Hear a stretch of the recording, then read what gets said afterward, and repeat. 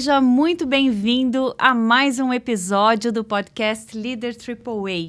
Eu sou Caroline Marcon, consultora organizacional, coach executiva e autora do livro O Poder dos Times AAA. Hoje vamos entrar no universo do marketing de varejo com o nosso convidado Vinícius Porto. O Vinícius possui ampla expertise em construir experiências únicas, unindo tecnologia, produtos e serviços. Nos últimos 20 anos, atuou como empreendedor executivo em projetos de desenvolvimento de produtos digitais e inovação, construindo cases de grandes marcas como Heineken, Souvenir, Dots, Itaú, Reserva e Magalu, a quem vendeu a sua empresa. Atualmente, ele atua como diretor de marketing e clientes da Cinemark, a maior rede de cinemas do Brasil. Profundamente envolvido com a economia da experiência, ele tem como missão proporcionar momentos memoráveis ao público, trazendo filmes à vida através de jornadas únicas e imersivas.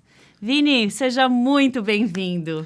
Muito obrigado, um prazer, uma honra estar aqui com você. Que a gente muito legal. Gente, ele trouxe uma bio tão encantadora que eu quis lê-la, eu quis prestigiar porque ela está tão bem escrita. E eu falei, nossa, deixa eu ir com esse texto. Tá muito legal. Bom, é uma bio pouco linear, né? Eu diria. Pouco linear. Vamos começar falando disso? Conta pra gente quem é Vinícius Porto. Legal, vamos lá. Bom, o Vinícius é o pai do Bruno e da Helena, é marido da Mari, é de Brasília, veio para São Paulo para estudar e se apaixonou pela cidade e pelo aquilo que ele veio buscar aqui, né? Vim, como eu falei, para a universidade e me apaixonei pela profissão. Nunca mais quis voltar. Você fez universidade aqui? Sim.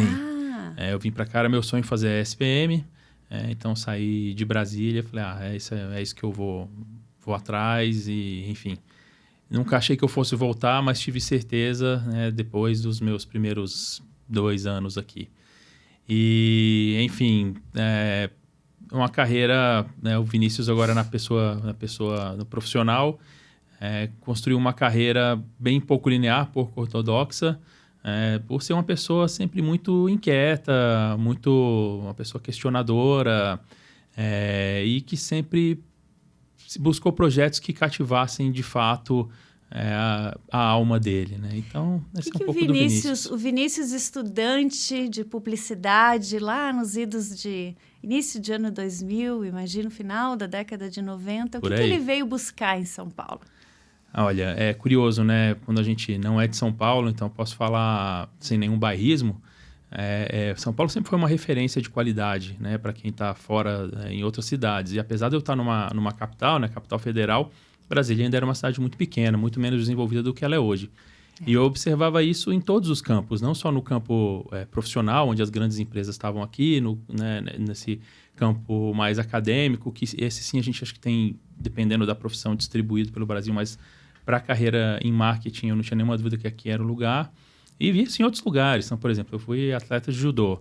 Era impressionante sair para campeonato, o pessoal de São Paulo sempre dominava, né? Então, assim, o que em São Paulo tem de diferente que leva essas pessoas com uma prática mais próxima, né, da perfeição. Então, isso eu buscava muito, né, para mim. Final do dia, nosso tempo é escasso, né? A gente tem que fazer o melhor uso dessas 24 horas que nos dão aí todos os dias. Você queria estar onde as coisas aconteciam, sem mais próximo nenhuma. do que... Eu me identifico muito com isso, saí de Santa Catarina também. Fiz uma parada de 5 anos em Brasília. Olha só. E como trainee de uma grande empresa, fui parar em Brasília e depois São Paulo. Então, entendo bem o que você está falando. É isso. Agora, Brasília é uma cidade interessantíssima. É uma cidade bem peculiar, né? E, de novo, acho que é uma cidade que evoluiu muito. Na minha época, ainda ela era muito voltada ao funcionalismo público, que obviamente ainda é o tema que domina, mas eu vejo que é uma cidade que evoluiu muito da perspectiva de serviços, né? É uma cidade diferente da de quando eu saí. Eu saí de Brasília em 95, e passei um ano fora nos Estados Unidos, aí quando eu voltei eu vim para São Paulo. Então cheguei em São Paulo aqui em 97, 98. A cidade evoluiu muito nesse tempo. De lá para cá mudou muito. É muito multicultural, você encontra pessoas de todos os lugares. Cidade bem interessante. Agora, Vini, voltando aqui para a tua história, quando você veio para São Paulo, você imaginava, de alguma forma, construir a carreira que você construiu? Você tinha ideia do que você iria fazer? Ou foi acontecendo? Foi algo, de alguma forma, planejado? Eu acho que o planejamento ele existe, mas até acho que a própria palavra planejamento ela tem que trazer em si a flexibilidade, né? A gente não pode traçar uma reta e nunca mais mudar essa trajetória. E eu acho que isso aconteceu um pouco comigo, a mudança. Eu vim em um momento onde empreender não era uma pauta para mim. Eu tive experiências próximas que não deram muito certo. Então, no meu primeiro momento foi, eu vou para São Paulo, que é onde estão as grandes empresas, as grandes indústrias, quero estudar numa universidade de primeira linha e fazer uma carreira mais tradicional, entrar num programa de trainee e percorrer essa trajetória até um C-level. E começou assim. Até que, certo ponto, depois de algumas mudanças de empresas, e sempre empresas de primeira linha também, bateu muito forte um chamado, junto com acho que uma oportunidade do mercado, do momento que eu falei, acho que é a hora de eu arriscar agora, né, para empreender. E aí eu fui empreender, uma coisa que eu achei que eu nunca fosse fazer. E foi uma experiência muito gratificante, uma experiência que deu super certo. E, de novo, fora do script, na venda da empresa, eu volto para o mundo executivo, onde eu também achei que eu não fosse voltar, uma vez que eu fiquei 10 anos empreendendo. Então, assim, não existe, eu acho que uma trajetória que precisa ser tão fixa, né? Acho que a gente tem que aproveitar o que a vida traz para a gente e que, de novo, que converse com o nosso eu verdadeiro ali. Então, é um pouco disso, né? Tem uma pergunta que eu gosto de fazer para as pessoas a respeito de propósito, como é que você encontrou? Você já tinha claro, mais ou menos, onde que você queria estar, o teu propósito, ou ele te encontrou trabalhando? No sentido de você gerar as oportunidades e quando você vê, as coisas se encaixaram. Eu acho que eu tinha um norte, mas eu não tinha isso super claro. E eu acho que ele também muda com o tempo, né? Com a evolução da vida. A gente amadurece, né? É isso, a gente vai amadurecendo. Mas eu acho que o que nunca mudou em mim foi sempre um lado de paixão por pessoas, né? Pelo ser humano e por contar histórias, né? Eu tenho um grande amigo que falava, você era o melhor contador de histórias que eu conheci. Ele sempre brinca, que eu usava todas as onomatopeias, né? Então que minhas histórias ficavam ricas. Então acho que isso nunca mudou em mim. E acaba sendo um traço comum em todas as minhas passagens, sejam elas na carreira executiva, na carreira empreendedora, né? Como que pessoas guiaram as decisões, sejam elas para o mercado, sejam elas para dentro da empresa. Acho que isso foi um fator muito chave de sucesso. Qual foi a experiência profissional, Vini, que para você, eu sei que deve ter várias, mas vou te pedir para escolher uma para compartilhar aqui com a gente, que mais contribuíram para ser o profissional que você é hoje? Quando você olha para trás e diz, puxa, eu tenho orgulho disso que eu vivi e da pessoa que eu me tornei. Como você falou, é difícil escolher uma só. Imagino. Mas para mim, acho que a passagem empreendedora é uma passagem muito única, né? Que te transforma muito. Então, acho que essa é uma passagem que me trouxe de volta assim, para o meu centro, para estar muito conectado comigo mesmo, para operar respeitando muito mais os meus valores e a minha intuição do que necessariamente o que estava em qualquer um dos vários manuais, guias e livros que a gente lê por aí. Não que eles não tenham valor, acho que eles super têm, mas ali foi onde realmente eu tive a oportunidade de, entre aspas, não prestar conta para ninguém, de fazer aquilo que eu realmente acreditava. Claro que eu prestava contas, eu tinha sócio, eu tinha funcionários, eu tinha clientes, mas nesse sentido, acho que foi um momento de carreira muito rico, de acreditar muito em si mesmo, né? Você precisa acreditar para fazer o negócio acontecer, tirar um negócio do chão, bootstrap mesmo, assim, sem nenhum aporte, sem ninguém patrocinando por trás, exige... O que era a empresa? A empresa chamava Por Que Não, né? Ela era um estúdio de desenvolvimento de produtos digitais, né? Então, quando a gente começou a ver o universo dos apps nascendo, então em 2009, 2010, eu achei que tinha uma oportunidade muito interessante ali de criar conexão entre marcas e pessoas através do smartphone, principalmente. Depois a gente até acabou indo para outras plataformas digitais. Mas na ocasião, o que eu acreditei foi que a web já tinha pavimentado, de certa forma, uma estrada importante, mas que o mobile ele cumpriria um papel diferente, né? Ele tem um device muito pessoal, muito proprietário, onde o consumidor se torna muito mais central do que a marca. A marca acaba sendo muito mais uma prestadora de serviço e isso... hoje acho que é um pouco óbvio, mas... exato. Mas em 2009, 2010, era um pouco contraintuitivo, né? A gente tinha as marcas operando de uma maneira muito ostensiva, sempre numa dinâmica de interromper a jornada do consumidor. E isso me incomodava como pessoa. Eu falei, putz, acho que esse device aqui tem a capacidade de promover essa mudança. Então, foi um pouco com essa visão que eu cofundei a Por Que Não, com um sócio que é um grande amigo, meu melhor amigo de infância, que por acaso tinha vindo para São Paulo havia pouco tempo. E foi uma jornada muito, muito gostosa, muito desafiadora, muito desgastante, mas, acima de tudo, muito recompensadora, assim, que é o que me traz, acho que, o máximo orgulho assim, na carreira.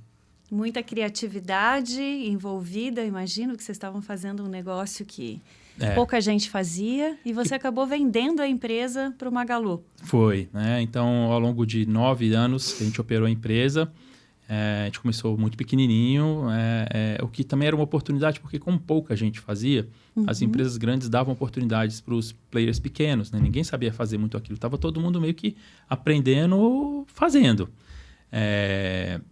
Então, a gente teve, acho que a visão correta, assim, de qual que é a nossa proposta de valor. E acho que isso a gente sempre teve de uma maneira super clara, de encontrar uma razão, um propósito claro para cada marca dentro da plataforma móvel.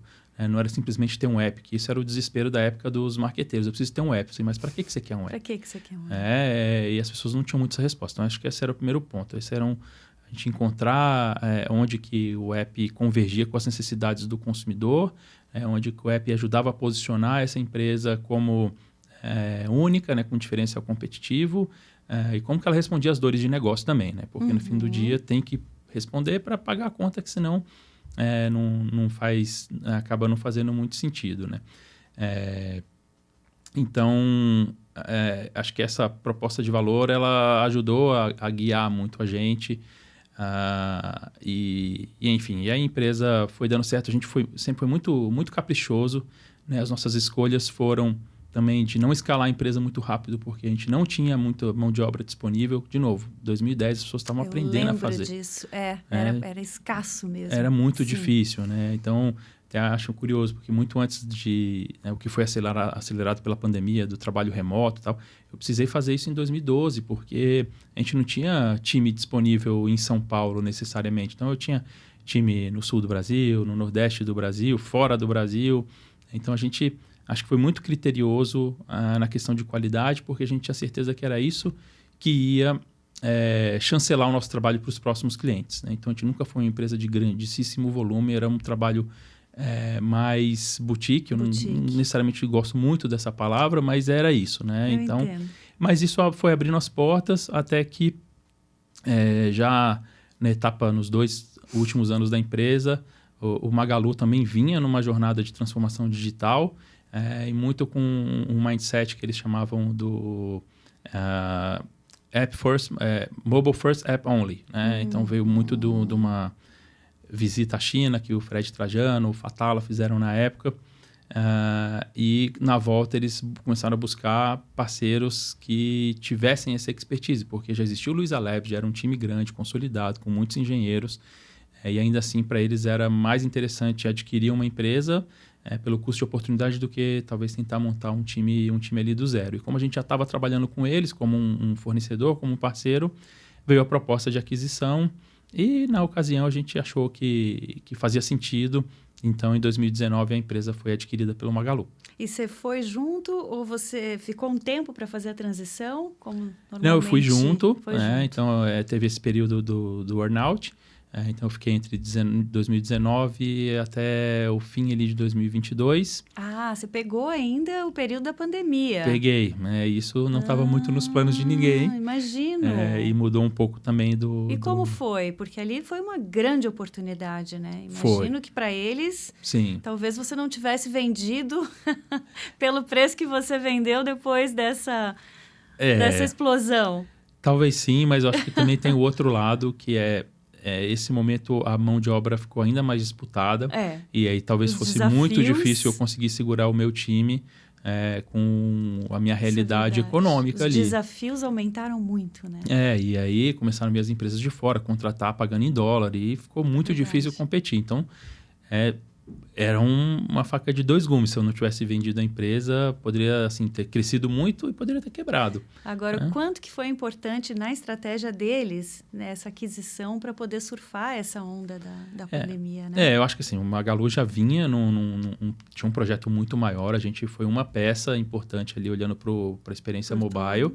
Mas a transformação digital do Magalu, ela antecede, né? Ela é muito maior e ela foi muito uma empresa... robusta. Sim, uma empresa que se beneficiou muito de estar pronta nesse momento, onde realmente o lockdown aconteceu, as lojas físicas fechadas, e ela estava pronta para operar 100% digitalmente, né? Então, ela foi muito feliz em função de uma crença anterior, né? De novo, acho que nós fomos parte importante, né? Um time que estava ali junto, acelerando o desenvolvimento de produtos digitais, né? Principalmente mobile.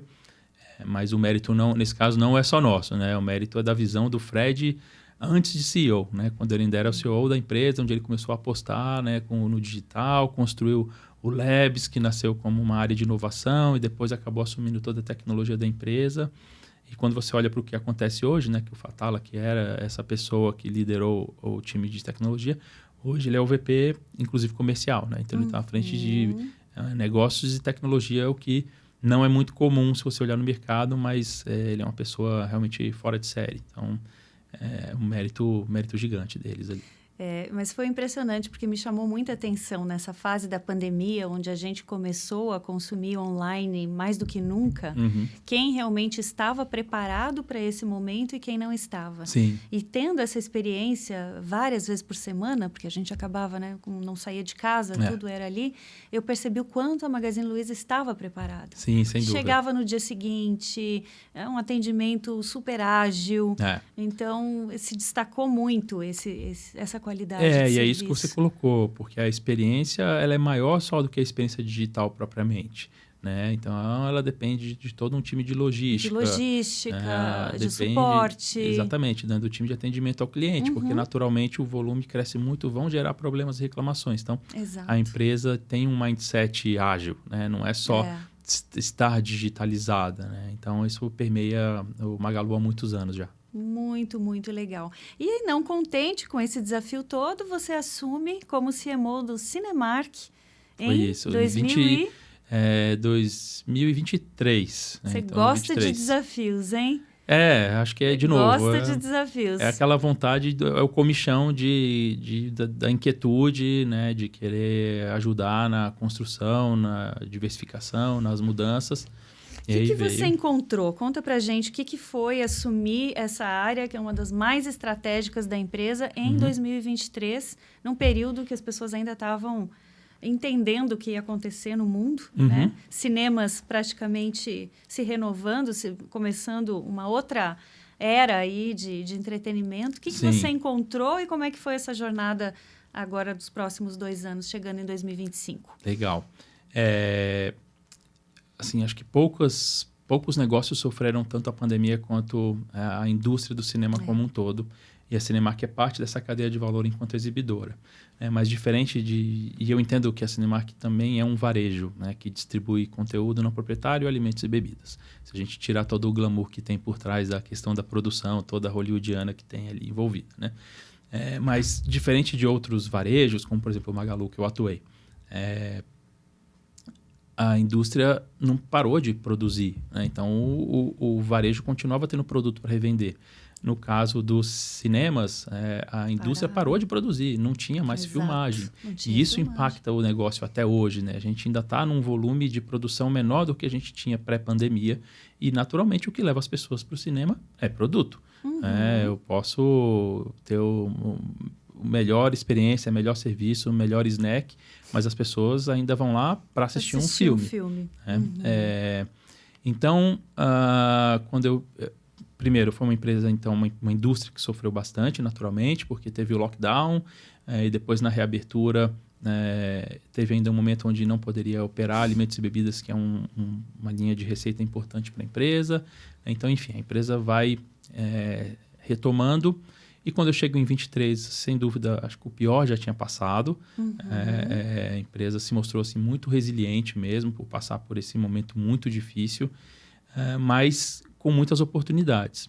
E a principal missão minha na ida à Cinemark, isso fez parte do meu contrato de trabalho, né, da minha offer, foi de ajudar em duas principais frentes. Né? Então, na digitalização da jornada. Então, como que a gente se aproveita mais dos canais digitais, tanto para a parte de aquisição de cliente, mas também de dados, e fidelização, né? Onde a gente trabalha em cima de um produto de assinatura que é bem inovador no mercado de cinema.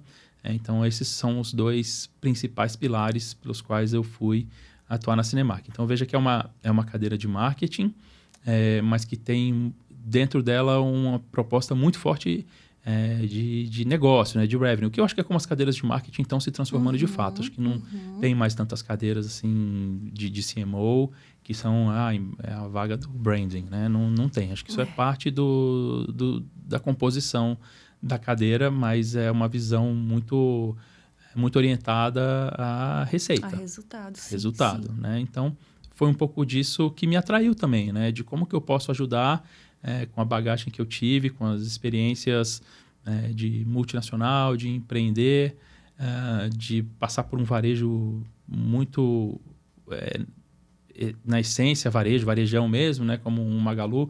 Como que essa experiência, essa bagagem poderia ajudar nessa retomada da Cinemark. E tem sido um desafio formidável. Me fala desse período de 2 anos, mais um pouco, que você está na Cinemark. Qual que foi, assim, para você o projeto que vocês fizeram, a iniciativa que mais te orgulha? Que vocês perceberam, estamos no caminho certo? Eu acho que essas duas principais que eu mencionei me dão muito orgulho. E da digitalização. Né? Então, e de novo, esse não é um esforço também só da área de marketing, né? Envolve todas as áreas parceiras, área de tecnologia, área de operações, área de alimentos e bebidas, o jurídico, o financeiro, todo mundo está envolvido para fazer isso acontecer. Mas a parte, então, de digitalização da empresa, ela é muito relevante, porque é o que vai me permitir trabalhar o famoso RFV de qualquer varejo, né? A receita, frequência e valor. Eu preciso de dado para isso. E aí a Cinemark tem uma vantagem competitiva de ser o único exibidor nacional que tem um e-commerce proprietário. Né? Os demais rodam em cima de uma plataforma que roda para todos eles. Então, com isso, a gente tem o dado do consumidor. E com o dado do consumidor, eu consigo começar a entender, traçar perfis, desenhar campanhas, né? E começar a trabalhar esse consumidor no aumento de frequência dele. E aí acho que a ponta dessa experiência bem-sucedida é a fidelização.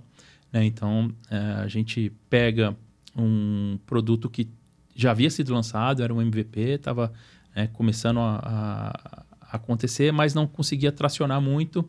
Então, foi quando eu chego, junto com o time, a gente pensa melhor essa proposta de valor, pensa melhor a marca, como que a gente organiza os tiers de fidelidade ali embaixo, e aí começa a acelerar esse produto. Né? Então, a gente fez o relançamento dele há pouco mais de 1 ano, então dos meus 2 anos lá, o primeiro ano foi basicamente repensar a parte infraestrutural. Então, a gente cresceu até, mas cresceu num patamar ok, e aí desde o nosso relançamento a gente triplica o tamanho do programa de assinatura, que é super importante para a empresa. Sim, porque imagina uma receita recorrente que é desejável por todo e qualquer negócio. Né? E se pensar é difícil, porque com o crescimento do streaming, todo dia tem uma novidade, e você com a indústria não conseguindo produzir filmes na velocidade que seria ideal, triplicar o número de fidelização o que vem junto com essa questão? São experiências inovadoras que vocês proporcionam? Vamos falar um pouquinho dessa parte de experiência para o cliente. Vamos lá. Para o cliente de assinatura, ele tem acesso a algumas experiências prioritárias, ele tem acho que o principal ali ainda, a proposta de valor está muito ancorada na questão de um custo-benefício, porque também criou-se muito a percepção de que o cinema é um programa caro. E aí, em certa parte, existe uma razão para o consumidor pensar isso, porque o programa não é o cinema só. Exato. Então, é o estacionar, que a gente está dentro de shopping, que é um estacionamento que muitas vezes acaba se tornando um detrator, é um pós-cinema. Então, quando você pensa nessa jornada do entretenimento inteiro, ela pode parecer cara. Então, como que a gente consegue atuar para minimizar esse impacto? Então, o programa de fidelidade, eu vou falar do top tier ali, do produto mais caro.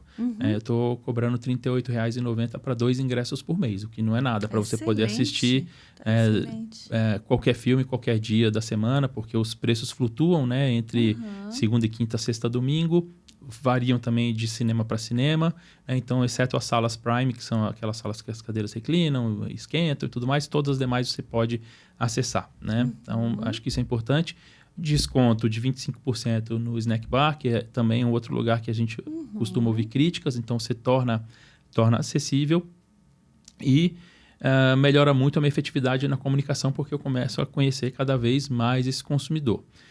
Mas, fora esses consumidores, que sem dúvida são os nossos consumidores prioritários, a gente ainda tem que olhar para a nossa cauda longa, né? Eu tenho muita gente ali que ainda tem uma frequência baixa, mas que se eu dobrar a frequência dele, muda completamente o meu negócio. Tem um potencial gigante. Sim, então ali a gente também vem atuando para criar momentos memoráveis, né? Por que eu vou sair de casa? O que vai me tirar aqui do conforto do meu lar? E as pessoas ficaram mais preguiçosas no pós-pandemia, né? Mais seletivas para esse momento de sair de casa. Tem muito mais opções também, né? Também, né? Tanto de streaming. E de entretenimento, porque é isso que eu falo. Assim, a gente não está competindo nem só com as outras cadeias de cinema, nem só com o streaming. A gente está competindo com o tempo que as pessoas têm para se divertir. Né? Então, eu vou escolher ir num parque que é gratuito, eu vou escolher para um cinema, eu vou na roda gigante, ali na Marginal, para onde academia, que eu vou? Exatamente. Restaurante. Né? E aí, eu acho que também é bobo a gente pensar que eu vou ser a única solução para a vida das pessoas. Não, eu quero ser a mais lembrada, talvez de maior frequência. E aí a gente começa a mudar um pouco também da dinâmica do negócio, trazendo outros tipos de produto, como, por exemplo, shows, eventos esportivos. Né? Esse final de semana, agora sábado, vai ter a final da Champions League. Que legal. Vou levar meu filho lá para assistir. Putz, é uma experiência muito diferente de assistir um filme. Porque num filme você tem uma expectativa de pessoas mais contemplativas, né? Sem atrapalhar a experiência do outro ali, todo mundo prestando atenção no filme. É um jogo de futebol numa tela gigantesca, todo mundo torcendo, vibrando, gritando. Assim como quando você vai, por exemplo, para um show da Taylor Swift que a gente exibiu ano passado, onde o comportamento das pessoas era de sair da cadeira, né? Sair da poltrona e vai dançar em frente à tela. Lógico. Então, acho que isso vem mudando a experiência do cinema, né? Ela não precisa ser mais essa experiência puramente contemplativa como ela é na essência. Então, vão ter esses momentos também. Vão ter filmes de arte, vão ter filmes nesse sentido, mas vão ter momentos também de música, de esportes e o que mais vier pela frente. A gente está aberto a avaliar outras possibilidades, né? Acho que é importante isso, ter a cabeça aberta. Muito legal. Vamos explorar um pouco a questão da gestão agora nesse ambiente de entretenimento. Vocês usam muito co-construção? Sim. Como é que funciona esse processo criativo para elaborar as campanhas, as experiências, enfim, pensar no futuro? Sim, acho que tem alguns pilares fundamentais, né? Tem tanto o principal deles, sem dúvida nenhuma, é o pilar de pessoas, né? Quem compõe o seu time para ajudar nessa criação. Mas é importante também explicar que no modelo de negócio do cinema, ele é baseado em compartilhamento de receita. Então, eu divido o ingresso com o estúdio, o que significa que eu não posso fazer o que eu quero com aquele produto. Ele é proprietário, né? Então, de novo, vou voltar para o varejo tradicional. Uma vez que eu comprei aquele produto, sei lá, da Samsung, ele é parte do meu estoque, claro que eu tenho alguns acordos com a Samsung para não fazer loucura, mas é meu. De vez em quando eu faço umas loucuras e passa. Nessa indústria, não. Ela é uma indústria mais regulada nesse sentido, né? Então, a propriedade intelectual pertence ao estúdio, então a gente tem que ser muito cuidadoso com o que a gente propõe. Então, o estúdio traz muitos guides para a gente seguir, mas eu percebo que também do lado dos estúdios tem existido uma boa vontade muito grande de repensar, né, ou de flexibilizar, ou de trazer outras releituras, né? E, inclusive, isso trouxe à vida um projeto nosso de creators internos da Cinemark, principalmente as pessoas que trabalham nos snack bars, né, o time de operações, e que são pessoas que vivem isso todos os dias, né, da vida deles. E aí eles trazeram um pouco das diversas interpretações de consumidores no cinema e brincando com o filme que está em exibição. Isso tem trazido um engajamento gigantesco, muito maior do que simplesmente quando a gente pegava lá a arte que vinha pronta do estúdio e simplesmente executava ela, né? Divulgava. Então, os estúdios têm sido excelentes parceiros nesse sentido, têm sido bons parceiros em pensar em eventos de experiência também, né? Por exemplo, a gente tem a Spoiler Night, que é uma primeira exibição no mundo. A última que a gente fez agora foi com o Karate Kid. Imagina, não foi, né, a primeira sessão em Los Angeles, foi em São Paulo, na Cinemark, né, junto com a Sony, que foi o parceiro que bancou da gente fazer isso. Então, os estúdios também entenderam que a gente está num momento de repensar a experiência dessa indústria. Então, você precisa de ter pessoas muito, muito criativas, direcionar, mas dar autonomia, pessoas que entendam dos dados, mas também entendam dos memes. Então, tem que ser um time multifacetado. Sim. Complementar.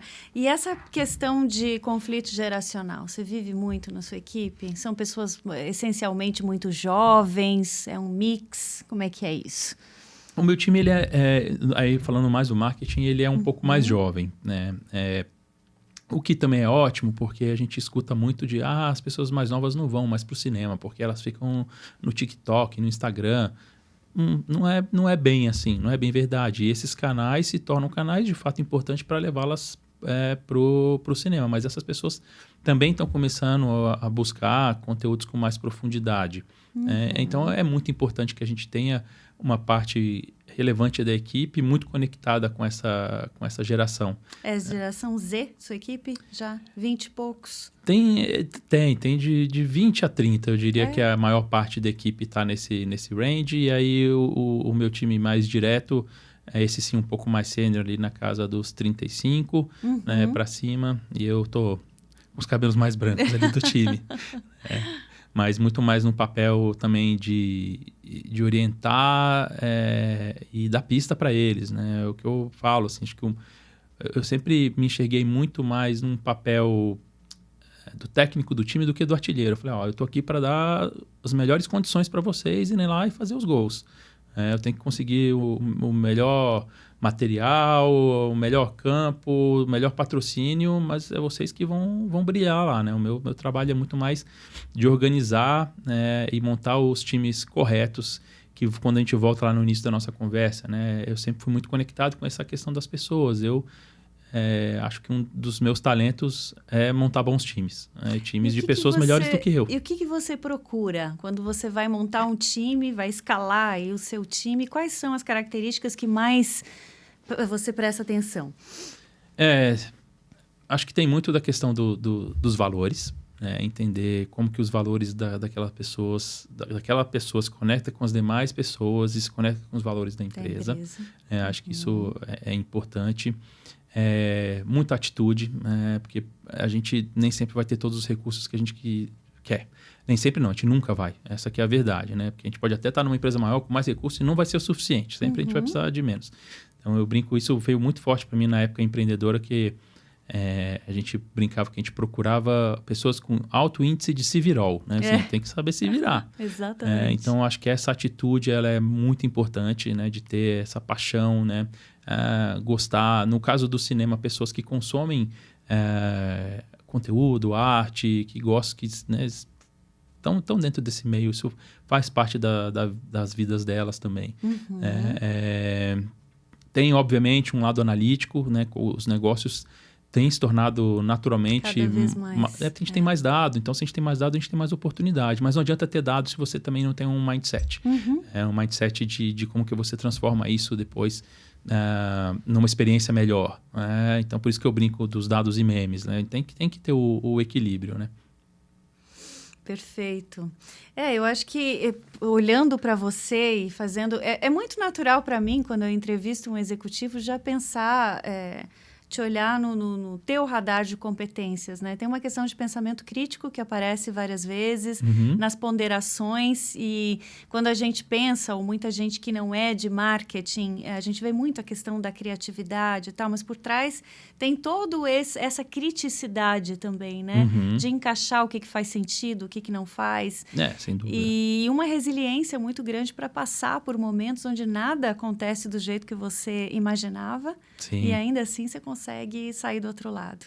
É isso, porque, de novo, a gente tem hipóteses, a gente não tem certezas, a gente tem que ter a coragem e a tranquilidade para testar e eventualmente entender que as coisas não vão dar no resultado que a gente esperava. E às vezes vai ser melhor e às vezes vai ser pior. E o que a gente vai aprender com essa experiência para no futuro a gente repetir os sucessos e evitar os erros. Mas eles vão continuar acontecendo e está tudo bem. E faz parte, né? Exatamente. Faz parte do processo de amadurecimento. Né? Então, acho que isso é importante em qualquer equipe, né? De ter essa segurança psicológica, né? De tá tudo bem, a gente tem que testar, empurrar os limites. Isso pode significar coisas que vão sair da rota. Tem duas coisas que eu queria te perguntar justamente sobre essa questão de equipes mais jovens. Uma das dores do mercado hoje tem sido fazer a gestão da geração Z. Tem, inclusive, pesquisas internacionais repetidas que mostram que 30% tem sido demitido após os primeiros 3 meses, né? Nesse período de experiência ainda. Como é que tem sido para você engajar essa galera? Essa é uma boa pergunta. Eu, felizmente, não tenho esse turnover no time. Eu acho que eles até têm um lado um pouco mais de ansiedade por crescer na carreira. Eu até brinco que não é faculdade mais, escola, que passou o ano a gente é promovido, né? O ritmo é um pouco diferente no mundo corporativo. Mas eu vejo, por outro lado, pessoas que, se você consegue dar clareza do propósito do negócio, e se isso, de alguma forma, tem ressonância com os valores dessa pessoa, com os propósitos, elas vão ficar. Porque eu acho que é uma geração que está muito mais preocupada em fazer alguma coisa que traz satisfação, que traz alegria, do que necessariamente uma geração que viveu, como, por exemplo, o início da minha geração, onde não tinha emprego para todo mundo. Então, ser efetivado era assim, a maior conquista de um estagiário. Hoje, eles têm opções, né, entre várias empresas, ou mesmo de trabalhar quase numa gig economy. Exato, cada vez mais, né? Sim.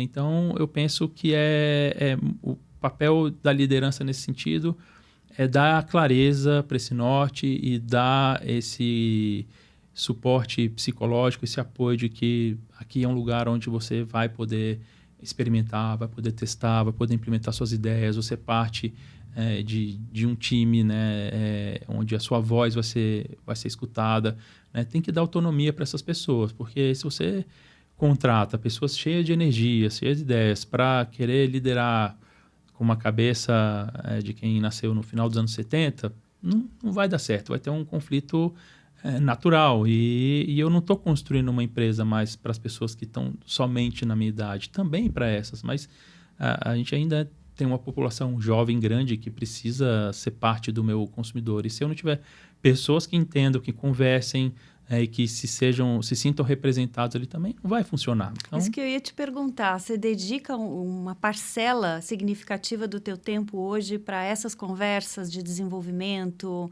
ou mesmo para ouvir as ideias, dar feedback? Que essa é a maior fome que eles têm dentro das empresas. Sim, a gente tem algumas rotinas com cada um dos times que estão abaixo, né? Então, tem os diretos e eles com seus times. Então, eu procuro ter uma rotina pelo menos semanal, às vezes algumas são quinzenais, com time a time, para a gente discutir algumas das ideias. E mais recentemente, uma coisa que eu passei a fazer, até de forma atrasada, eu queria ter começado antes, mas, de novo, nem tudo a gente consegue fazer no ritmo que a gente quer.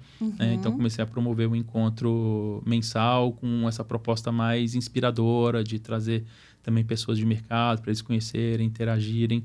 É importante, porque senão a gente deixa a nossa agenda da execução atropelar, e aí falta o espaço para criatividade, falta o espaço, né, para oxigenar, e quando você vê, você vai estar fazendo mais do mesmo, e mais do mesmo não vai te levar para o para o próximo passo, né?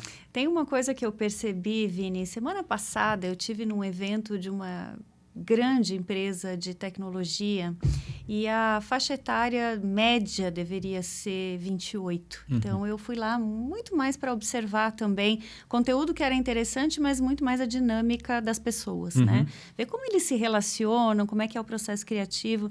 E uma coisa que me chamou a atenção, eu queria ver como é que é para você no dia a dia. Devia ter umas 70 pessoas na sala e eram palestras muito curtas, porque eles, me parecem também, hoje em dia, com essa coisa do... Tudo é muito rápido, né? A dinâmica atenção, do TikTok. Então, as palestras duravam cerca de 15 minutos e já mudava o tema, mudava o palestrante. E uma coisa que é muito diferente da nossa geração é que não havia um espaço para perguntas. E as pessoas mal interagiam, mas estava todo mundo ali no seu celular, provavelmente trocando dentro de algum chat, alguma coisa. E os palestrantes falavam, apresentavam os cases, tudo muito rápido, muita foto e pouca conversa. E uma coisa que eu fiquei pensando, né? Será que quanto que eles têm essa habilidade de comunicação, de olhar no olho, falar como a gente está falando aqui? O que você percebe que talvez seja um efeito colateral do digital? Eu acho que o digital traz uma facilidade e traz um lado também que afasta, né? Então, essa relação mais interpessoal, ela pode ser prejudicada. E aí, de novo, acho que cabe a liderança de que forma que eu posso estimular, porque eu acho que isso não vai ser substituído. Esses momentos, os momentos eureka ali, daquelas conexões que acontecem, né, na troca pessoal, no olho. Então, por exemplo, a Cinemark tem uma dinâmica híbrida, e eu valorizo muito o presencial, né? Não adianta a gente ir para o dia presencial para ficar cada um fazendo reunião do seu computador, né? Então, o que a gente pode fazer enquanto a gente está junto? E, lógico, nem sempre é dentro do ideal ali, do que eu gostaria, mas acho que as pessoas têm que aproveitar essas oportunidades, né? E essa geração, acho que eles precisam de ter um estímulo maior mesmo. Isso que eu ia te perguntar. Você percebe uma certa dificuldade de iniciar uma interação ou de iniciar uma conversa mais profunda? Sim, e aí eu acho que cabe, de novo, as lideranças puxarem, né? Porque acho que você não precisa ter medo da sua pergunta, né? Você não está se expondo, não é ridículo. Mas, de fato, é uma geração um pouco mais avessa nesse sentido, né? Por exemplo, eu tenho uma weekly com o time todo e eu percebi que poucos abriam a câmera. Então, eu botei no título do invite, né? Câmera aberta. Eu não forço a barra, tem gente que ainda quer ficar com a câmera fechada, mas você vê que às vezes o contato, até nesse sentido, eles ficam um pouco mais menos confortáveis, digamos assim. Então, acho que é um pouco geracional e é importante a gente questionar e tentar trazer o valor, porque também não adianta a gente ficar nesse papel meio professoral, né, de assim é melhor. Não, assim, olha, assim tem essa vantagem. Que tal você experimentar esse caminho também? Mas eu não tenho dúvidas de que os mais jovens que souberem se aproveitar disso vão se beneficiar muito, porque acaba sendo um diferencial, uma coisa que não era um diferencial, porque você tinha que ter o cara dura mesmo, né? Na nossa geração cara de pau, ali. Exato, cara de pau para fazer as oportunidades acontecerem. Exatamente. Né? Então, aqueles que aproveitarem isso agora, eu acho que vão tá à frente, né? A oportunidade está aí. Habilidade de comunicação, habilidade de se conectar com as pessoas, e além da comunicação, mas a conexão mesmo. Exatamente, né? A diferença entre ouvir e escutar é gigante, né? E cabe a nós, como líderes, ou, enfim, as pessoas que estão à frente dessas equipes, estimular, porque a gente precisa se esforçar um pouco mais. É isso que eu sinto. Sim. Na minha experiência. Precisa se esforçar um pouco mais. Sim, sem dúvida nenhuma. Então, criar esses momentos, criar esses espaços, né, para eles também poderem ter mais troca, ter mais exposição. Porque também é curioso, porque isso acontece talvez um pouco mais na esfera do trabalho, mas eles continuam vivendo a vida, né, assim, com relações... pessoais, exatamente. Sim. Então, eu vejo que o grupo lá é super unido, assim. Então, eles vão almoçar junto, fazem happy hour, fazem as baladinhas deles, né? Então, tentar mas trazer esse isso. comportamento no trabalho é um pouco mais... E provavelmente com pessoas de outras gerações, onde eles sintam que há uma hierarquia. Você sente essa questão da hierarquia especificamente? Acho que aí vai de empresa para empresa. De cultura, né? De cultura. Tem empresas que são mais hierárquicas, empresas que são menos. Por exemplo, voltando no caso ali do Magalu, eu acho que era uma empresa que, apesar de ter bastante camadas, uma empresa grande, era a empresa que você via o CEO circulando pelo escritório o tempo inteiro e que, sem aviso prévio, sentava na sua mesa e falava: o que você está fazendo? Me mostra. E era curioso, genuíno. Uhum. Então, isso é muito legal. Então, não depende do tamanho da empresa, depende mais da cultura, né? Agora, uma coisa que você falou, né? Você citou, tenho reuniões semanais ou quinzenais com alguns grupos e uma reunião mensal, pelo que eu entendi, com todos. Isso. Que é mais de criação, de construção, de troca. Esses rituais são importantíssimos. Eu estou frisando isso aqui para quem nos ouve, porque nem todo mundo já tomou consciência de que, né, quando eu falo a maioria dos meus clientes, uma vez por semana você está louca. Tem que ter esse tempo. Eu não consigo, né? Mas é isso que faz a diferença para a gente construir um time. Acho que o nosso papel na posição de liderança, ele é muito menos sobre hard skills. Né? Ele é muito menos, assim, não sou eu que vou executar, nem tenho a competência, sendo muito sincero. Assim, tem coisas que eu conheço os conceitos, mas, sei lá, vou dar um exemplo de performance. Eu não sei como é que monta uma campanha no Google. Eu não preciso saber. E nem precisa, exato. Exatamente. Mas o meu papel é outro. Né? Nosso papel é isso, é cuidar das pessoas. Porque elas que vão executar. Se elas estiverem felizes, se elas estiverem satisfeitas, se elas estiverem se sentindo desafiadas, o negócio vai acontecer. Se elas não tiverem, provavelmente o negócio não vai. E tem duas coisas. Cuidar das pessoas, sem dúvida, mas principalmente também o que você falou antes, que é saber escolher essas pessoas. Sim. Então, quando a gente Nasce pergunta aí, né? sobre critérios, é muito importante, porque onde eu vejo que há também uma deficiência grande hoje é nesses critérios de contratação, né? De entender o que você precisa para formar o seu time. Fazer essa composição, entender se a pessoa tem o fit cultural, tem o fit de valores, tem o nível de energia que se espera. Sem dúvida. E até é legal, né, pegando um gancho no próprio tema do podcast, AAA, né? O meu ex-sócio, quando a gente fundou a empresa, ele era muito criterioso nisso também. Foi uma das pessoas que me trouxe isso ainda mais forte, que ele falava... Era uma frase que nem era dele, mas que era: A people wanna work with A people. Então, assim, se você quiser ter excelência, você tem que ter pessoas top. Top de linha ali. Então, você começa a ter um time meio mais ou menos. Então, e era desafiador para a gente, enquanto startup, que não podia pagar o melhor salário, que não dava maior segurança. Como que a gente fazia para atrair essas pessoas que eram A-players? E acho que a gente foi muito feliz nesse sentido. Aí, de novo, lá minha autonomia era maior, né? As prestações de conta eram mais simples. E nas empresas maiores isso às vezes acaba ficando um pouco mais difícil, porque aí, de novo, tem questões de cultura, processos de cada empresa, e a gente acho que até está no papel de questionar, de tentar mudar, mas também tem um limite e tem o tempo para as coisas acontecerem. Agora, tem uma coisa muito importante dessa experiência de startup que vale para qualquer empresa e que você também mencionou aqui, que é a questão de engajar pelo propósito.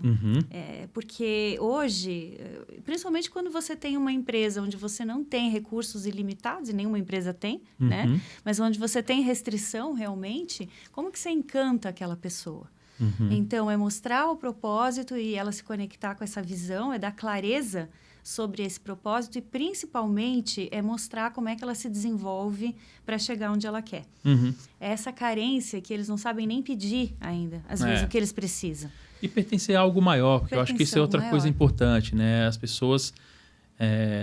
acho que é a essência do ser humano em todas as gerações. Eles querem fazer parte de um grupo e querem fazer parte de uma coisa que seja maior do que eles mesmos. Exato. Então, se eles se identificarem com a cultura nesse sentido, eles vão ser felizes, eles vão performar, eles vão topar as condições, ainda que não sejam ideais, porque também não adianta a gente ficar pintando o mundo ideal, porque ele não existe.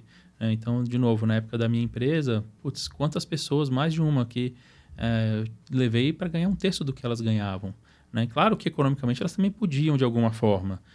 Ninguém fez loucura, mas eles abriram mão de dinheiro porque eles acreditavam. Mas é um investimento, né? Cada um ali estava fazendo em função de um projeto que eles acreditavam. Sem dúvida. E do outro lado, como que a empresa respondia?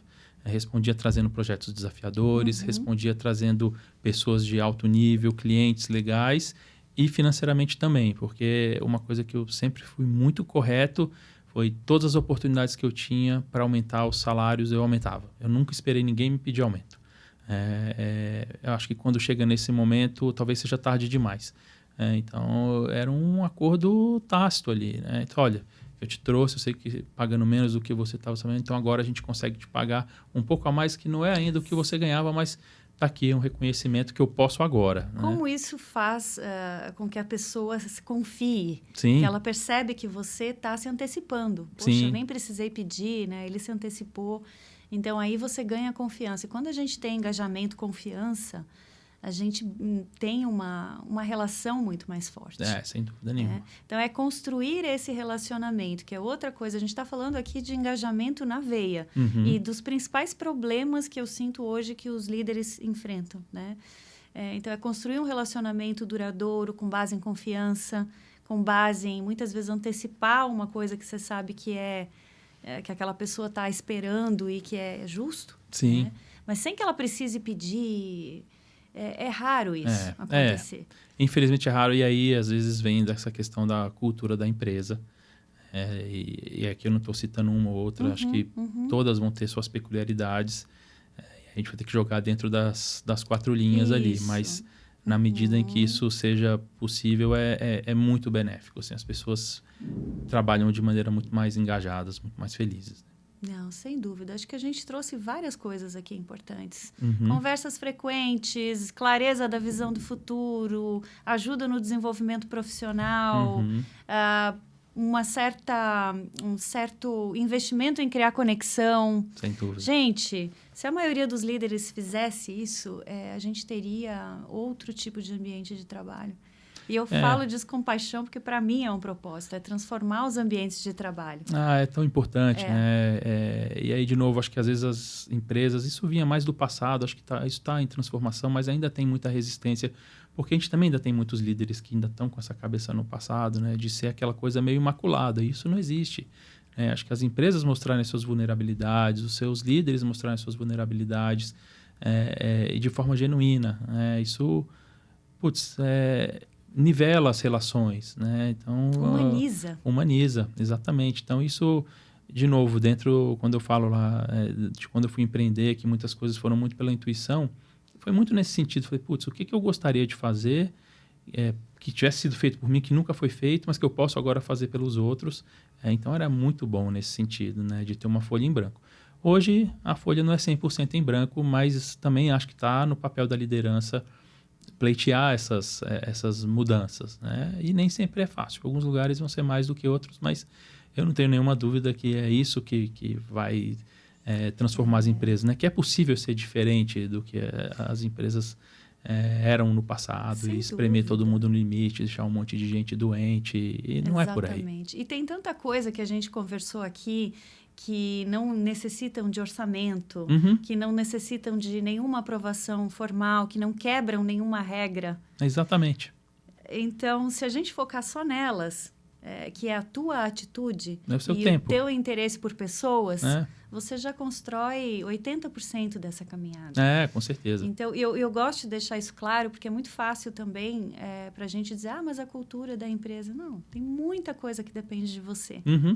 A maioria. Exatamente. Você é o representante número 1. As pessoas vão olhar para você e você é a personificação. Exatamente. Então, a gente parar também de... Em alguns casos, a gente acaba se escondendo atrás de algumas coisas, né? A cultura ou o limite do orçamento. Eu entendo tudo isso. Agora, tem coisas... O que realmente faz a diferença na conexão não custa dinheiro. Isso é verdade. Custa o seu tempo, a sua atenção, o seu carinho, muitas vezes. A pessoa precisa de um olhar, né? Ela ser vista. É isso.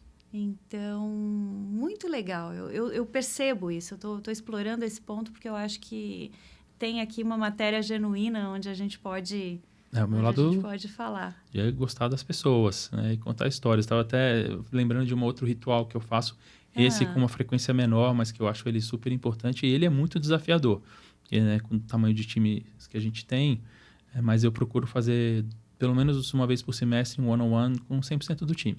Excelente. Então, eu tenho one-on-one semanal com os meus diretos, mas tem mais de 30 pessoas abaixo, 40 que não são os meus diretos e que alguns eu interajo mais, outros menos, mas que é importante ter esse Isso momento. É excelente. Então, eu falo, a minha agenda está aberta, escolham lá o horário, escolham se vocês querem fazer pessoalmente ou remotamente, marquem 1 hora, meia hora, o tempo que vocês acharem necessário, para a gente fazer o nosso one-on-one. E às vezes vem menos gente do que eu gostaria. Eu já tive uma agenda contrária de eu forçar o one-on-one, né? Eu marcava, e agora não, eu penso que também tem que ter um pouco de interesse do outro lado também. Com certeza. E aí eu comecei a fazer isso mais no Magalu, e a equipe lá era ainda maior, e depois ouvi dos meus diretos, falando, cara, essa acho que é a coisa que as pessoas mais valorizaram até hoje que você fez aqui, foi ter esse espaço, né, esse tete-a-tete com elas, e custou só meu tempo. Né? A sua organização, né? E aí eu sei que muitos vão me dizer, poxa, mas se você visse a minha agenda... A minha também. A agenda é uma questão de prioridades. É isso. A minha agenda é cheia também. Agenda é e questão a gente de tem prioridades. A gente sempre encontra para aquilo que é importante. Exatamente. Também saber dizer não em algumas agendas. Exato. Não, muito legal. Algum ritual de reconhecimento que vocês façam ou já fizeram? Na Cinemark acho que é mais formal, né? Mais dentro dos momentos da empresa. Apesar de que agora a gente até teve um momento que fugiu um pouco à tradição, que foi esse 1 ano de relançamento do programa de assinatura. Os resultados foram incríveis. A gente fez um mês de campanha e aí a gente promoveu uma celebração para todo o escritório. O time que toca Loyalty foi lá, e, enfim, foi reconhecido, super bacana, né? Mas volto de novo na questão das práticas simples, né? Que não custam nada. Então, eu brinco, por exemplo, lá na época da minha empresa. E ele é um reconhecimento talvez até antecipado. Eu não sei se é exatamente um reconhecimento, mas é um ritual de conexão. Então, todo mundo que entrava na empresa, a gente fala, qual é uma frase que para você é super legal? Que você gosta, que te inspira, que te guia? Tá, então beleza. Então, a gente anotava essas coisas durante o processo de admissão e aí depois a gente formalmente entregava um quadro com a frase dessa pessoa para ela pendurar na empresa. Puxa, em algum lugar. De novo, não custa nada. Nossa, assim, mas olha a atenção, né? Então, a personalização da experiência. Né? Então, todas as oportunidades de aniversário a gente se reunia para celebrar, toda conquista de um novo cliente tem que ser celebrada, porque o dia a dia ele é muito puxado mesmo. Então, se a gente não encontra esses momentos, que sejam individuais ou coletivos, a energia vai embora. Né? E, de novo, é desafiador, porque a agenda tá sendo tomada por outros temas. Né? Então, já fiz de tudo um pouco nesse sentido. Essa da frase eu nunca tinha ouvido e achei muito legal, viu? E aí, até é legal quando a gente fez a venda da empresa, para quem ainda estava com a gente na época, a gente deu os quadros, né, para levar para casa. E eu tenho o meu, até hoje, está lá. Você lembra qual era a frase? Lembro. O meu é uma frase que, na verdade, eu ouvi da minha irmã, que é: e aqueles que foram vistos dançando foram julgados insanos por aqueles que não podiam escutar a música. Então, a minha frasezinha está lá. Muito e hoje está no meu escritório. Muito legal. Vini, agora vamos fazer algumas perguntas rápidas aqui para fechar. O que foi um erro profissional que virou um grande aprendizado na tua vida? A gente erra a vida inteira, né? Acho que se a gente não está errando é que a gente não está se esforçando o quanto a gente poderia e quando a gente erra tentando acertar, acho que está tudo bem, né? E reconhecer o erro e evoluir. Mas quando eu penso nessa trajetória aí de 20 e poucos anos, acho que teve uma passagem importante, que foi na minha segunda gerência. Então eu estava ainda num momento de muito aprendizado na carreira, mas com muita responsabilidade. Eu vinha de um período de 2 anos em vendas, onde naturalmente é um ambiente mais nervoso, mais agressivo, muito orientado à meta. E fui trabalhar numa empresa de bebida que também tem uma cultura mais agressiva. Eu acho que isso me tornou uma pessoa excessivamente agressiva. Então, eu não estava sabendo canalizar muito a minha energia nesse momento, a minha vontade de fazer acontecer, de executar. E veio para mim isso numa forma de feedback, no feedback 360, né? A consultoria que conduziu esse processo na empresa me mostrou assim, olha, assim, o seu grau de comprometimento, de entrega, tudo é percebido entre seus pares superiores, subordinados, mas sim, tem um ponto aqui que pega, que é, por que você não consegue ser mais sereno? Eu nunca vou esquecer essa frase. Eu falei, porque eu tenho uma responsabilidade gigante, eu tenho quase 1 bi de faturamento, né? Eu tinha nem 30 anos. Ela falou, tudo bem, justo, né? Mas quem mais você conhece que tem assim, uma responsabilidade enorme e que consegue ser sereno? Aí eu lembrei de um executivo, um VP da empresa, falei, tem essa pessoa. Então dá, né? Dá para ser diferente. Falei, acho que dá. Então, o que eu fiz ali passei por um processo de mentoria com essa pessoa, que me ajudou muito, de novo, a repensar, a recanalizar a minha energia. E aí depois veio a minha fase empreendedora, onde eu precisei controlar muito isso, porque onde eu estava na cadeia de valor, na minha empresa, era como um fornecedor. Então, eu tinha que saber conduzir conversas muito difíceis, normalmente dando más notícias para as empresas, assim, a gente já fez um assessment tecnológico aqui, a sua empresa tem um monte de falha de segurança, como é que você fala isso se tem um time de segurança do outro lado? Então, saber dar o tom correto, dar a mensagem certa, mas sem precisar, né, de extrapolar na agressividade, não confundir a assertividade com agressividade, firmeza com agressividade. Então, eu fico feliz que isso aconteceu ali antes dos 30, já passou bastante água depois disso por baixo da ponte, mas foi chocante para mim na época, assim, porque eu acho que eu estava tão acelerado que eu não reparava, né? Eu achava que estava tudo bem, que eu estava fazendo o meu melhor e que é isso aí, a empresa era isso aí, estava entregando. Mas sei como é. É isso, você está entregando, então quantos corpos ficando pelo caminho? Exato, né? exato. E isso me mudou muito. É engraçado que as pessoas que eu converso depois, e quando eu conto isso, eu falo, não é possível, assim, sério mesmo? Eu falei, fala, não tem nada a ver com... Já fui essa pessoa. Já fui, né? Então, assim, é possível mudar. E tem só um lado que às vezes eu acho ruim, e porque tudo bem, acho que serve para empresa, entre empresas, né? Eu não acho ele ruim para mim, não, tá? Mas às vezes as pessoas confundem hoje o fato de ser uma pessoa um pouco mais tranquila, mais ponderada nas colocações, acham que, por vezes, as pessoas têm baixa energia. Eu falo, isso não tem a ver com baixa energia. Né? Acho que tem muito mais a ver a forma de como é que você conduz, né? A gestão da energia. Exatamente, né? Assim, de ter mais diplomacia no dia a dia, porque esse papel que a gente está, ele é um papel de muitos alinhamentos, né? Então, se eu chegar lá com o pé na porta sempre, não vai funcionar. Tem vezes, talvez, eu precise, né? Ser um pouco mais firme, mas às vezes não é o caminho, né? Então, acho que foi uma passagem jovem na vida e que me trouxe um aprendizado muito importante que eu carrego comigo. Muito, muito legal. Me fala uma prática pessoal que você cultiva e que te ajuda a manter essa serenidade. Eu até já tentei algumas, não consegui implementar com tanta frequência, tipo meditar, fazer uma oração. Eu acho que eu ainda faço um pouco delas, assim, mas sem necessariamente rotina. Mas uma que eu gosto, porque ela me traz esse momento de reflexão, é escrever. Então, eu tenho por hábito ainda de começar o dia com reflexão. Refletindo sobre o dia que passou, refletindo sobre o que eu tenho que fazer nesse dia. Um journaling? É um journaling. Todos os dias? Sim. E isso veio de um hábito que eu aprendi em um curso que eu fiz da Hyper Island, quando eles chegaram no Brasil. E eu achei legal. E no começo eu ficava meio encarnado, assim, mas eu não sei o que eu vou escrever. Relaxa, escreve o que vier na sua cabeça, bota no papel. E botar no papel ajuda a diminuir um pouco a ansiedade, dá um pouco mais de clareza. Né? Então, essa é uma prática que eu confesso que não são todos os dias, mas o maior número dos dias eu ainda consigo manter essa prática. Eu brinco que quando eu troquei também os meus livrinhos, que eu adorava meus Moleskines lá de papel, mas eles acabavam e depois eu queria voltar, não sabia onde estava, mas e aí há muitos anos eu uso um iPad que eu falo que é meu caderno infinito, né? Então eu pego a minha canetinha, escrevo. Isso me ajuda, assim, a organizar as ideias, né? Excelente. Sabe que eu tentei esse exercício de journaling algumas vezes já. E para mim a meditação hoje é o que funciona mais. E é super bom. Eu ainda acredito que eu vou conseguir em algum momento.